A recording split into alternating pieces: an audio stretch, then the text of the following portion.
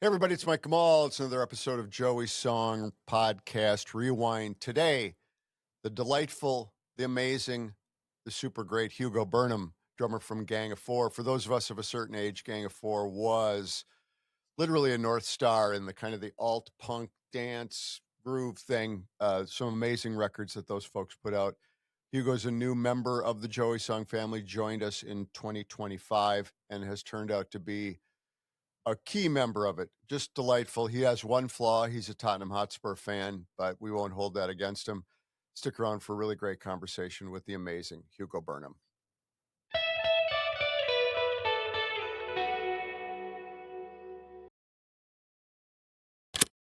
Welcome to the official podcast of Joey Song. You know, at Joey Song, we have one mission: raise as much money as we can so that research into finding treatments and cures for epilepsy can get the funding it needs. We would love your support. If you can subscribe and leave a review of this podcast, it will help more than you could ever know. If you have a couple extra mouse clicks left in you, go to YouTube and our YouTube channel, Joey Song, and subscribe. There. In less than 2 minutes, with a couple of mouse clicks, you will have made it easier for others to find us and help spread the word. Now, if you want to do a bit more, head over to joeysong.org, consider buying a show ticket or some merch, or even making a donation. Thanks. You know, we'll beat this disease, and together we'll have some fun doing it as well. Join us. All right, let's do this.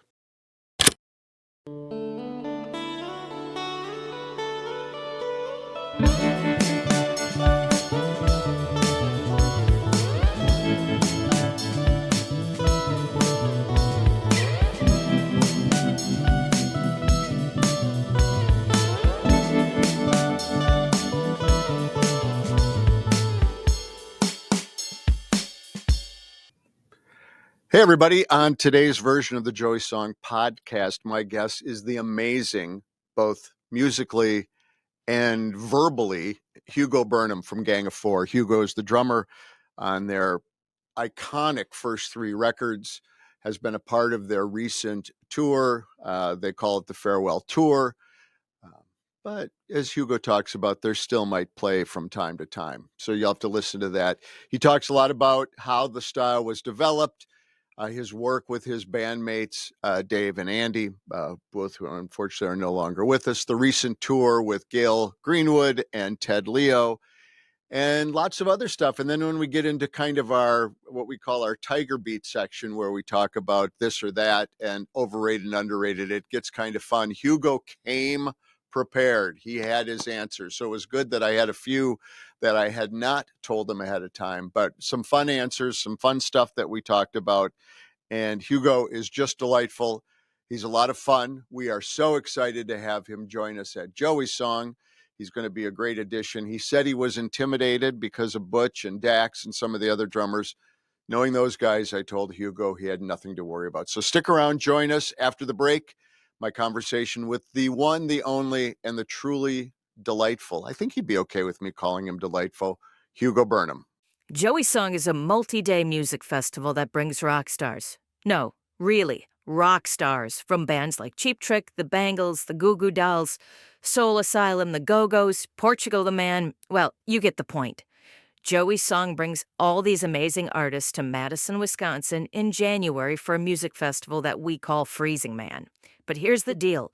This isn't a standard concert with bands playing their 45-minute sets. For Freezing Man, all of these great artists form supergroups throughout the night, playing their hits, doing some covers, and rock and roll classics. The groups are one of a kind, and the performances are never to be forgotten. All of this helps to raise money to fund treatments and cures for epilepsy. A series of amazing shows that you do not want to miss, but also know you are helping in the fight to secure futures and save lives. Follow us on all the social media platforms. Our handle is @JoeySong on all of them, or visit joeysong.org for all the latest information.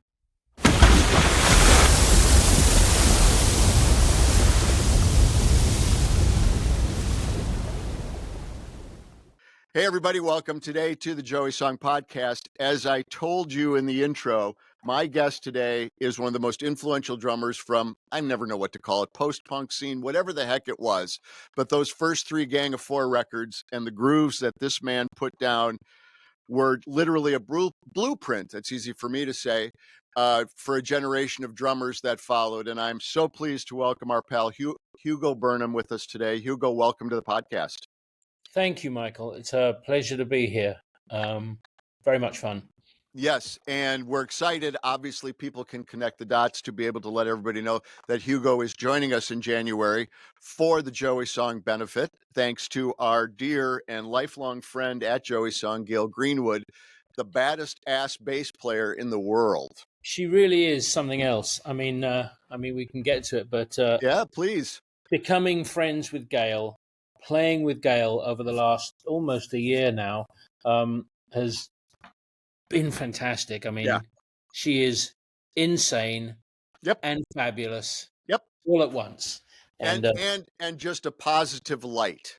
She's I can't believe how positive she is. I mean, we used to sort of get into these discussions on the bus, and I just like, how can anybody be this positive about almost everything and not believing when people may behave badly or think something wrong? You know, just like I wish I could bottle it. I'd be a better person. You and me both. A daily injection of Gayle Greenwood, I think, is good for the soul because she is such. Sell it and call it Gayle Force.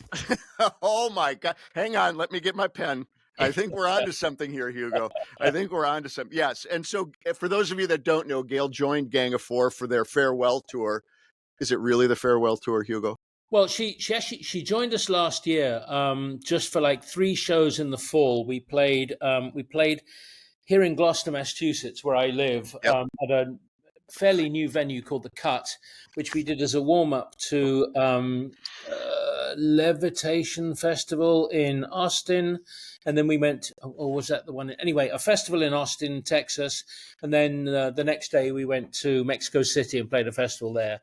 And Sara Lee, who'd been back with the band since 2022, had basically had enough, not us, but just of playing. You know, she had, I've spent half my life sleeping on tour buses. I had retired. I came back because I loved you both, but I'm done. Yep. So when Gayle joined us, it was like a hell of a force. And that was when, and for those shows last year, Dave Paho was still playing guitar with us. Yep. So she was fantastic. So yeah, it's been almost a year. So, okay, going on to your other question, is it really the last? Okay, very specifically, we're not touring again. We're not touring the States or the UK and Europe again. We've done those. Yep. Meant it. We're not like the Who. Although if somebody paid us the same money as we get for a reunion tour, I will gladly go back on my word. Yes. But that's not going to happen.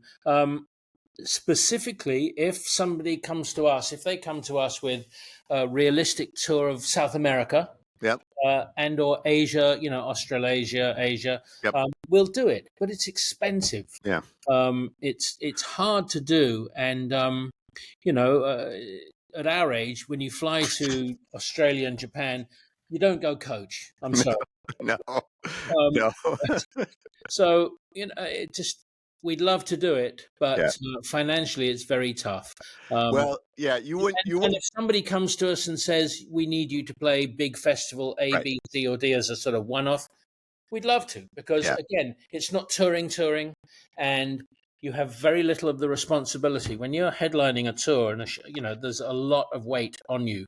When you do a festival, it's fabulous because we're normally third on the bill, somewhere like that. We come. We play for an hour. We bring guitars, sticks, strings, some cymbals, and a pedal or two. We're in. We have a great time. We're out. Yeah. I was just down in Milwaukee a week or so ago. Our pals Letters to Cleo. We're doing a quick tour. They did it, and I was backstage hanging out, and I said, "This is great when you're not the organizer or the promoter of the show. I understand now why it's so relaxing. I'm back there having a beer and eating some chips and waiting for the band to go on, as opposed to trying to figure out why so-and-so wasn't on the guest list." Or don't. Yeah, we call it the pest list. Funny you said Letters to Cleo, because Kay sat in with us in Los Angeles, which was fabulous. Speaking of another light, that's Kay as well. We could go on all these I got to be honest with you, not to turn this into the history of Joey song, but we had been very male dominated until Kay came into my life, and all of a sudden these wonderful Gayle and Tanya and all of these amazing women just upped the ante. They're so amazing. Well, it's funny you mentioned that because when we started again in 22, we had this thing between what we called the we were on the bus. We had a lot of women on the tour. For the first part of the tour, my daughter was with us. Devin, our merch person, Sarah Lee, and then we had Dolette McDonald singing with Tess from Talking Heads and The Police and Sting and God knows how many else. Who's a very old friend of ours, old family friend. So it was a really good mix of men and women on the bus back in 22. Then Tess and Dolette stopped, and another band came in who were doing backing vocals and opening for us, a band of 3 women. So we were sort of outnumbered. And then on this last tour, as we said, thank God for that. We were originally going to have a woman bus driver, but that didn't happen. So we were only outnumbered 5-4. We were the phallocracy, outnumbered by the estrogen army, and it was a wonderful thing. Again, it could be the exact same story of our Joey song history. As you well know, Butch Vig is a centerpiece of it, and he and I have been friends since college.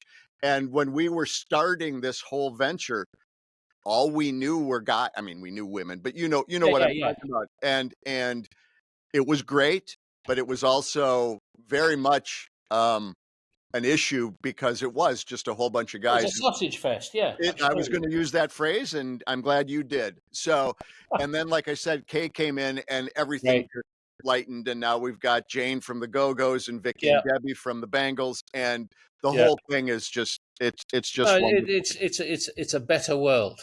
Much talk if you need an advertisement for the matriarchy. The Joey song history is one of those. Let the women be in charge, and we would all be a lot better off. So, let's talk a little bit about Gang of Four and those first 3 records. Did you guys know at the time you were carving out a space? Because you were, right? A distinct space.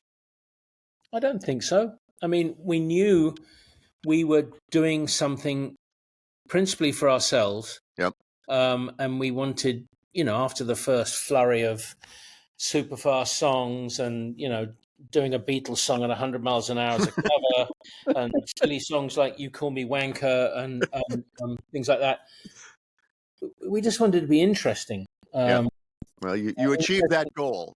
yeah, I think so, yeah. But in terms of, we're going to be important and remembered, it's like, at 22, you're not thinking like that. No, yeah. Or maybe you are, and that's how you become Oasis. I don't know. Yeah. Speaking of money to throw at people who are never going to tour again, yes. Yeah, right. Yeah. Because that was, so as you and I talked about in Milwaukee with your fabulous show at Turner Hall, by the way, it was outstanding. For us in Madison, when you guys came through, I worked at a club called Headliners, and you came through, I believe, supporting the 3rd record, but I don't know that. It was different for all. I mean, for us, it was The Clash. You can go down the list of the bands that were in our mind in that same genre as you guys were. But once we dug into it a little bit deeper, there was a groove to it. I keep coming back to the drumming. Not that John singing and lyrics and all that other stuff weren't influential, but there was a groove to it that was not common. Let's put it that way. And I assume most of that stuff grows organically. You don't sit down with a abacus and a graph paper and go, well, if we do this and it's a 30-degree angle and all that other stuff. But there was a groove to it that was different, and it really, to the Midwestern U.S. 20-year-old ear, in Madison, there was just something about it. Well, I sort of developed my style through 2 dynamics. One were the influences, my drumming influences, which were Charlie Watts, Winston Grennan, Simon Kirk, Free. I loved Moon and all those, but I was drawn to the less is more drummers. Yeah. Which certainly Because Charlie is the poster boy for, right? Yeah. I mean, largely because I never trained as a drummer. I didn't grow up learning rudiments and doing marching band drumming, which is you really have to practice and know your stuff. So I couldn't do lots of flash stuff.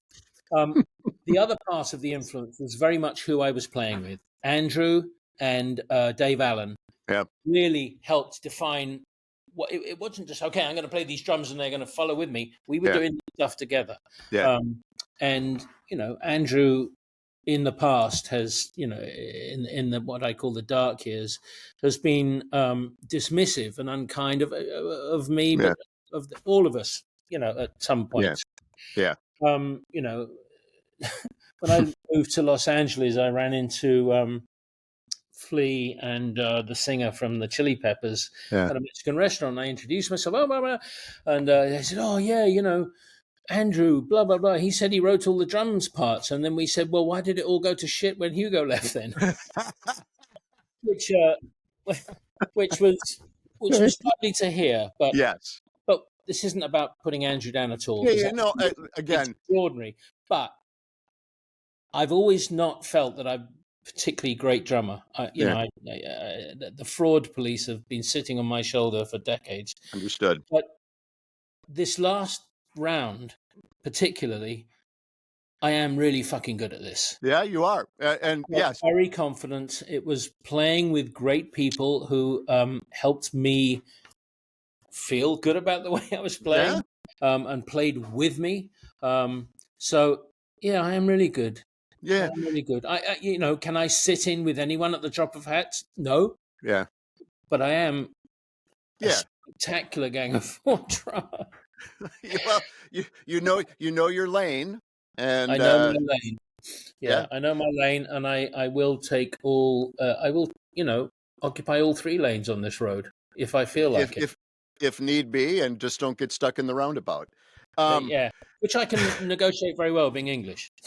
Yes, it's taken us here a while to do that, but I mean, they've even made it to Wisconsin. So if roundabouts if anything's made it to Wisconsin, it is now, if not ubiquitous, at least commonplace. So there you go. So then you went into the music business, more into the A&R and the management. Yeah, I mean, briefly, after I left Gang of Four in sort of April or May of '83, I carried on playing for a couple of years. I tried doing sessions, which I didn't enjoy. I joined a band called Illustrated Man, who was signed to EMI, which was good, but it wasn't really my thing. I made a couple of good lifelong friends, specifically Rob Dean from Japan, who was the guitar player. So that was fun, but then I wasn't enjoying playing. Yeah. And I was spoiled because I'd played with two of the best ever bass players in Dave Allen and Sara Lee, and in an extraordinary band for those years. So I was doing doing some tour management. My brother was helping manage and tour manage Shriekback and Neil Arthur, Blancmange and things. And I've been doing some session playing with ABC, just videos and live stuff for their second album. And they said, look, we're changing our management. We're going to have a manager in the US, but we want somebody to manage the business for us in the rest of the world. We think you'd be great at that. Are you interested? That very same week, I'd just come back from tour managing Shriekback for 4 or 5 dates in Europe. And they said, we're dumping our management. Would you manage us?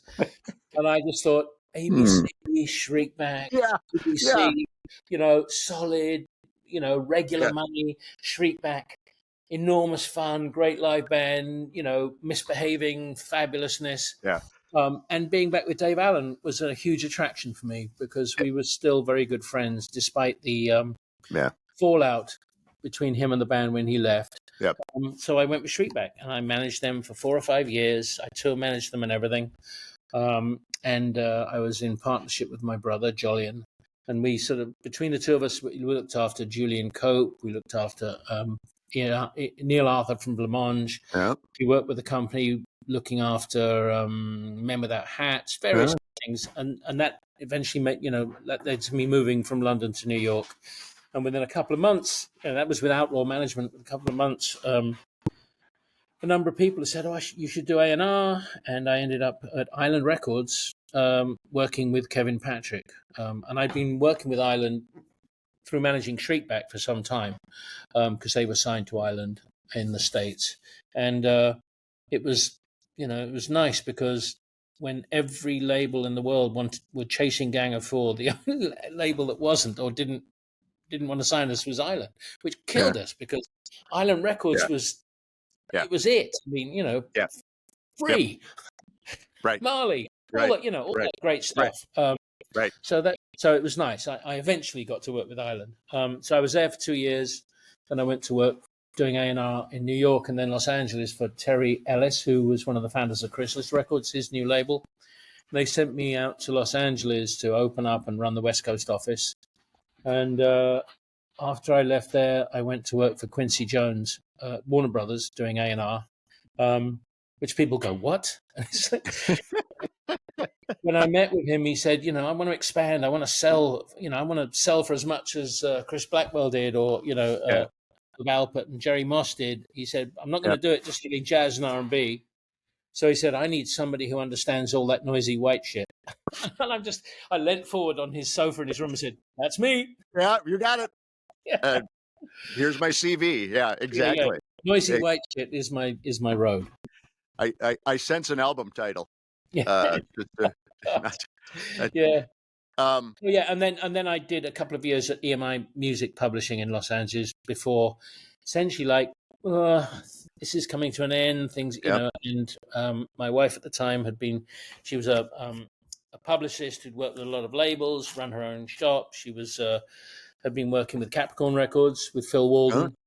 We were originally going to move to Atlanta, but that fell apart. So we came back to Massachusetts, because our family were here, and we were going to say, all right, what do we do next? We never left. Yeah. I have to ask, because you were sitting backstage at some point with Shriekback, did you ever look back and see Martin Fry's head on one of the artists there going, I wonder what it would have been like if I'd taken that path? No, I never did, actually. No, I never thought about it. They were lovely people. I mean, I'm sure. I have a quick story to show that people are not the same as they are on stage. The club that I worked at, Headliners, we had the opening gig of the Plasmatics tour back in whatever it was, 82, 83. And I worked in both the office and in one of those things that you do in college. And I came down one day, the day that they were loading in, they played the next night, and Wendy was sitting at the bar. Wendy O. Williams, and all of her. She had a cold and she was sitting there nursing a cup of tea, and we talked for a half hour. And if I hadn't known she was Wendy O. Williams, you would never have known. I would have thought she was the merch lady. Yeah. Seriously. She was sweet and nice and and then that night or the next night she's up on stage with the chainsaw, cutting TVs in half and with 90% of her hanging out. And I'm like, you learn very quickly that who people are often, not always the case, sometimes like the Gallagher brothers, they are who they are on and off the stage. But she's an example of that, where I tell people that story and they look at me like, well, you were obviously doing a lot of drugs back in the 80s, Mike, because there's no way. Really? People did drugs back then? Even in Wisconsin. Oh. So, all right. So let's talk a little bit. We got a couple minutes before we have to take our first break. You guys got back together to do those festivals with an eye towards a tour, I assume? We got the original lineup, back together in end of 2004, very much because everyone seemed to sound like us, and a lot of promoters and other people just said, you guys, you should go and show them how it's done. Everyone's talking about you again. So we did. It was a little fractious at first, a little bit awkward. The four of us back in a room together for the first time since a hotel room at the Hotel Iroquois in the summer of 81 when Dave left us. But it came together very quickly. It's a long story of what went wrong. But a lot of it was fantastic, and we played some great shows and did prove how very, very strong we were again. Yeah. But then it fell apart for the normal stuff. Yeah. Shitty manager, some controlling, narcissistic, alcoholic elements that just once again got in the way. So, it was about 18 months before I was out. Hang on, let me make a note of this. Alcoholic narcissist intervene in rock music. Got it. Okay. I know, unusual. And then for this last go around, right? For this tour after Andy had passed and all that other stuff. I mean, so again, I'll try to keep it brief, but that's okay. We discovered that about the 30-year rule, that we could get all our copyrights back from the label and the publishers. So we did, and that at the time I was the only one everyone was speaking to, because it had all fallen apart. John and Andrew weren't speaking and hadn't worked together for a number of years. And I said, this is a great opportunity. And Andrew was down on the idea, who's going to do it? Oh, we're going to lose, blah, blah, blah, blah. Yeah. John, Dave, and I just wanted to do it. And the attorney we had representing us on this, who specialized in it, said, it's a simple majority. You don't need Andrew to agree if he doesn't want to, but this would be a great thing for you. And it was. I mean, we did it. Warner Brothers came back. It wasn't the Warmer Brothers that we were signed to back in the day.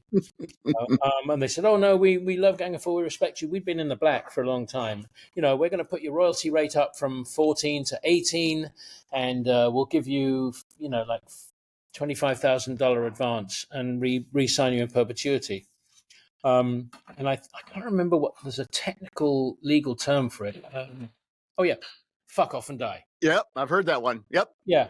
So we were actually in conversation with 3 labels who were very keen to pick up our catalog, expecting nothing new, but just pick up the catalog. And we'd been talking about doing a box set.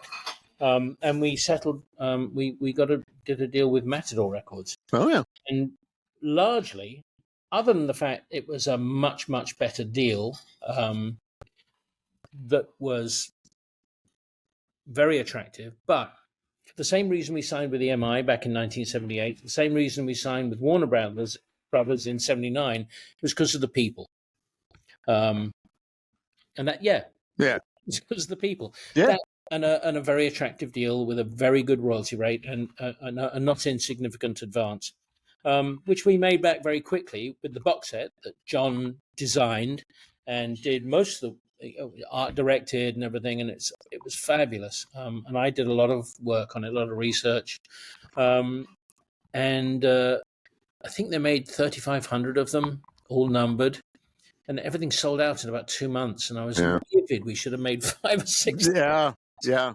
But it was, and that got John and I think, well, we should go on the road. Andrew was still alive. He'd been going out as Gang of Four, although it was Gang of One. And John and I thought, well, we'll talk to Andrew, but he's been so non-communicative and non-friendly. Maybe we should look for another guitar player. And you, me, and Dave go out with another guitar player. So we just thought anybody other than some old white guy. And we had a fabulous person we found, a woman called Marissa Paternoster, who was with a band. She played Joey's song last year. Yep. Amazing. And, we did some rehearsals right before the pandemic, and sadly, that was also the time when we started to notice that Dave Allen was not terribly well. Yeah. So, in fact, the pandemic coming along and everything, it just put us on pause for a while. Then Andrew passed away, very sadly. But there's another story about some of the horrors of that happening. Yep. So by the time things had cleared up, we found David Paho, who was just such a brilliant first replacement. Because you have someone like Andy Gill in your band, and he's gone. It's like, Jesus Christ, what do you do? And there's initially a lot of resistance. Oh, it can't be the same. It can't be the same. But he did such a stellar, beautiful job of being the Gang of Four guitar player. Yeah. quite lovely to be around and to have Yeah. playing. So yeah, and that's when we kicked off again. And with Sara. Yeah. Well, I did not realize that Marissa had played with you. She is. Yeah, she rehearsed with us. She was terrific. Lovely person. We're still very good friends with her. Yep. But I think she was a little put off by Dave's not really being all there. Yeah. And she just didn't quite know how to handle that. So, but then, like I said, the pandemic came along and we all got put on pause while we rearranged what we were going to do. The world changed and has not quite recovered. Yeah. All right. Well, we're going to take a break. We're going to come back and we're going to dig into the psyche of Hugo Burnham with a little bit of our this or that. And we're going to find out where he leans on this stuff. So we'll be right back. You are listening to the Joey Song Podcast. Stick around. At SK Life Science, time is turning the idea of a healthy world into treatments of the future, one patient at a time, knowing that every second counts, as every moment is priceless, bringing new options to patients with epilepsy. And the vision of a world where zero seizures is not just a hope for humanity, but a possibility to bring more to life.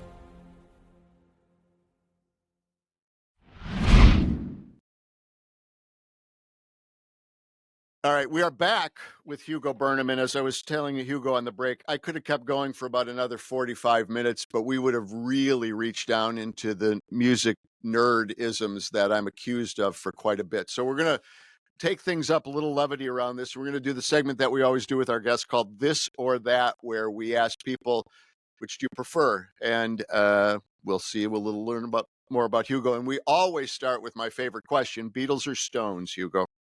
Stones, because oh crap. All right, hang on.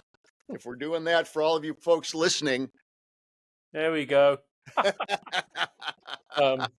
Yeah, that was my first tattoo in 1982. I don't know. I mean, obviously, it's one of those miserable questions because you love both. And that's right. But the Stones were on top of the pops more that we grew up watching, and my dad used to dance around to them, and it was the first show.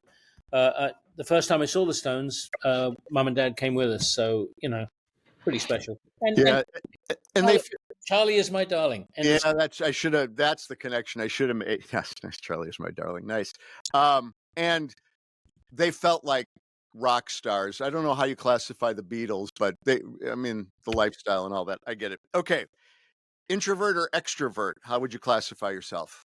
Myself? Yes. It has to be extrovert. Yeah, I think so too. I stand in front of a classroom. I stand on stage. I used to act. So yeah. Yeah, that's fair enough. If you could have a superpower, would you prefer to be invisible or read minds? Read minds. Because? Being invisible feels like cheating.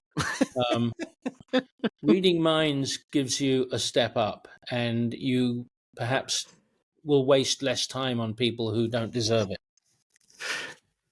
All right, I'll go with that one. Seinfeld or Friends? Cheers. Oh, well, you're a Massachusetts boy now, too. You have to do that. No, it's just funnier. Yeah. Did you like the Frasier spinoff? Yeah, thought it was brilliant. Yeah, I did too. Loved it. Yeah, I did too. Yeah, there was. I might have to throw Cheers in on that. That's a good one as well. Are you always early or fashionably late? Always early. Yeah, me too. How do you feel about people that are fashionably late? They're unfashionable. God, I love your answers. Perfect. Oh, this is a good one. Speak every language or talk to animals? Oh, speak every language. Really? Yeah. I am not Dr. Dolittle. That's not a thing. All right, that's good. And the last one, and this is really the most important one. There are so many here you listed I had answers ready for. New York pizza or Chicago pizza? Neither. Oh, so let me see if I can guess. So if you're talking about types, I don't like deep dish. I love thin crust. So probably New York. So then, does that mean your Italian pizza with that kind of pizza is your favorite? The thin crust with the light topping? Thin crust. Yeah, absolutely. Like, yeah, as well. The other one, I did this the other day with our pal Marshall Crenshaw, and Marshall chimed in, being a Michigan boy, Detroit style pizza. Do you know what Detroit style is? It's kind of no idea. Thick crust with the caramelized burn on the side, and so yeah, no, I like the caramel burn. There are some others here. You said Star Wars or Star Trek. Okay, yep. Absolutely Star Trek. Yeah. Revolver or Rubber Soul? Both. Yep. You don't have a preference? No. Top bunk or lower bunk? Yeah. Middle bunk. Because now this is coming from a pro, so now I'll ask the question. Okay, bottom bunk means you get people's feet going past you all the time, and you just top bunk. You got to be young to be able to deal with that drop as you get out, right? Yes. Although Gayle was very happy on the top bunk, so me it's middle bunk because you just slightly roll over and just your feet hit the ground. You're not dropping, or you're not having to clamber up. Well, and this past tour you were on the injured list too, right? So it's probably even more of an issue. Yeah, luckily we had what's called a star coach. Instead of a front and back lounge, the back lounge was actually a bedroom with its own bathroom and a little shower, usually used by sort of comedians and things. Yeah. So when the tour started, John had the back bedroom because his wife was with us for the first week, so that was fine. But literally it was around about the halfway mark when I broke my leg, and so it was just like, I said, okay, founder's privilege, I'm in next. So I could actually be on the bed and raise my foot up while it was being iced and wrapped and everything. So I think that's pretty good. All right, what else? Anything else on that list that I didn't? You had Fender or Gibson, and I wrote Premier. I still play my 1979 Premier kit that they made for me back in 1979. Really? I love those drums. I mean, they're the best. I've actually just been cleaning my second kit because I had one in the US and one in the UK for touring. We had backlines both. Sure. Yeah. And it just the second kit. It's just been sitting in storage, here. Well, it was in New York for a while, and this is ridiculous. I keep all these drums, and I only really play one kit. And I had a kit in the UK, so I'm just selling them to somebody. I've just been cleaning them and selling them, but another Premier resonator. But my original kit with the extra deep bass drum and the red stripe and black, that will never go anywhere. So after 45 years, that kit has never sustained any fatal injuries? No. Really? No. And I, I look after it. Bits and pieces. You get rash and burns on them and a couple of knocks, but no, nothing bad. And Premier drums, they're made well when they were being made in England. Really made well, and so there you go. And you never went all Keith Moon on them, so no. Well, actually, once or twice we did that. And we got such a bollocking from our two crew, which was my brother Jolyon and Dave's brother Phil. They ripped into us. You fucking arsehole. So, okay, won't do that again. Back away slow. Yeah. Instead of happy wife, happy life, happy crew, something or other. Yeah. You don't get screwed or something. They will come up with something on that and make a new one. So. Yeah. And then you said American, United or Delta, and I went United, but JetBlue, really. I fly both airlines and love them both. Yeah. All right, well, we're going to take one more quick break. We're going to come back with an abbreviated version of Over or Underrated, and then we'll close things off with Hugo Burnham. So stick around, everybody. We will be right back. Veerbicker, turning vision into reality. We're your partners in community planning, engineering, and development throughout Wisconsin and the upper Midwest. And for over a decade, proud supporters of Joey's song, helping bring joy and hope through music. Veerbicker. Learn more about us at veerbicker.com.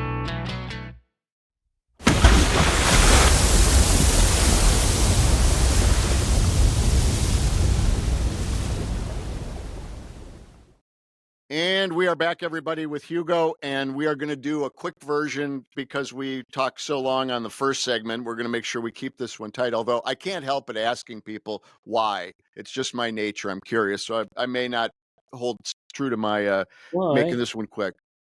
Overrated or underrated? We're going to start off with the one I always start off with musicians, Autotune. Overrated to the point of living hell. Autotune is to music performance as the current administration is to decency and empathy. and I think you're being harsh on Autotune with that.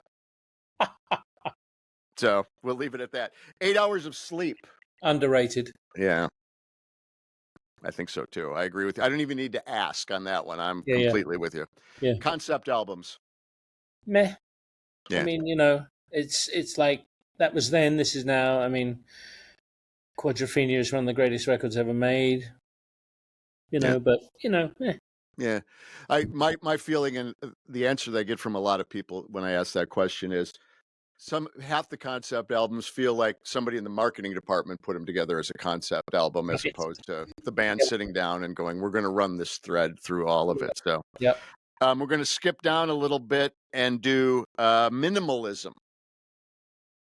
Overrated or underrated? People that are trying to clean up their lives and get to, 2 shirts and 5 pair of pants and, 1 coffee maker. Overrated. I mean, we all have too much stuff, but to fetishize really getting rid of everything, it's just like, oh God, so many other things to worry about. Yep. MIDI instruments. Over. I don't even need to ask why, because I agree with it as well. Yeah, I agree with it as well. Making your bed every morning. I do. This has been, I got to tell you, Hugo, as I've done a bunch of these now, this always turns out to be the most interesting question of people. Do you do it because? Because I don't like coming into my room at the end of the day and seeing a mess. It's just a matter of, it's about being polite to the house.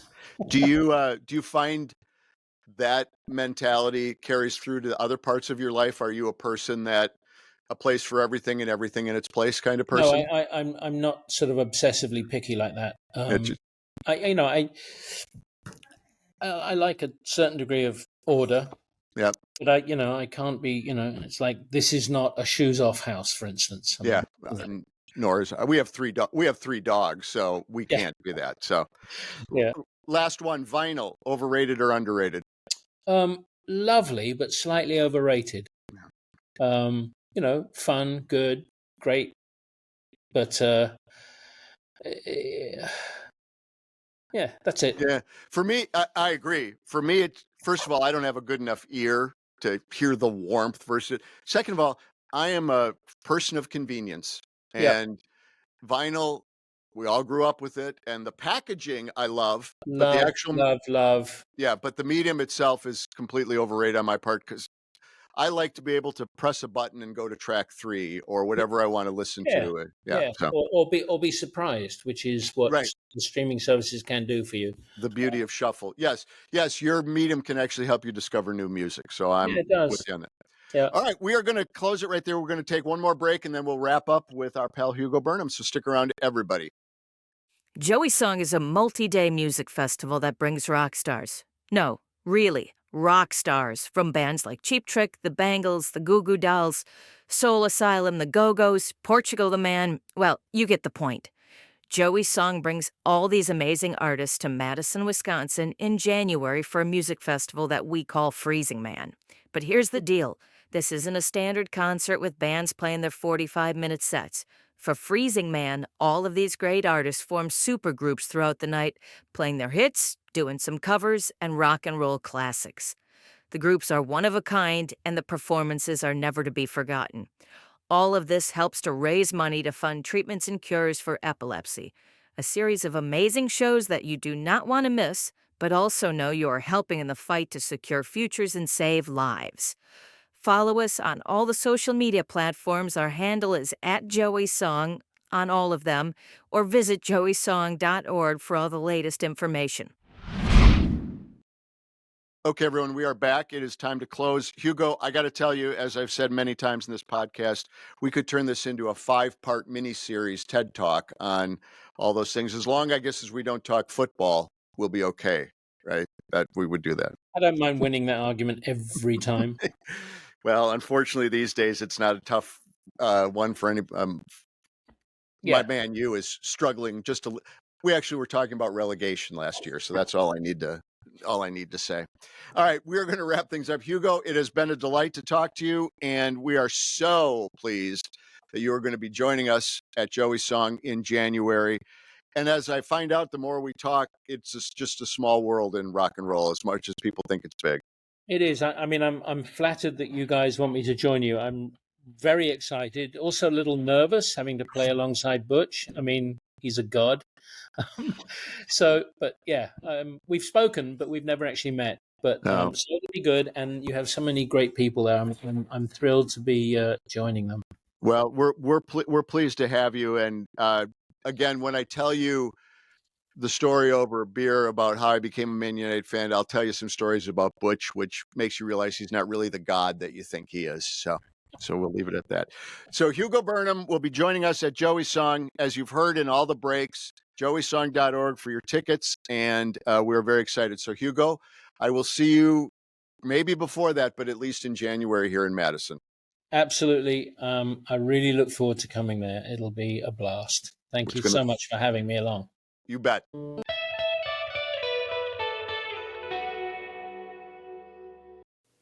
Hey, thanks for sticking around all the way to the end of the podcast. A quick reminder, if you can give us a follow or subscribe on your favorite podcast provider and write a short review, it will really help us out. If you can head over to YouTube and subscribe to our channel over there, that's another big help. These simple acts make it easier for others to find us. And of course, head over to joeysong.org to join our community and stay up to date on all the news. Thanks, and we'll talk again real soon.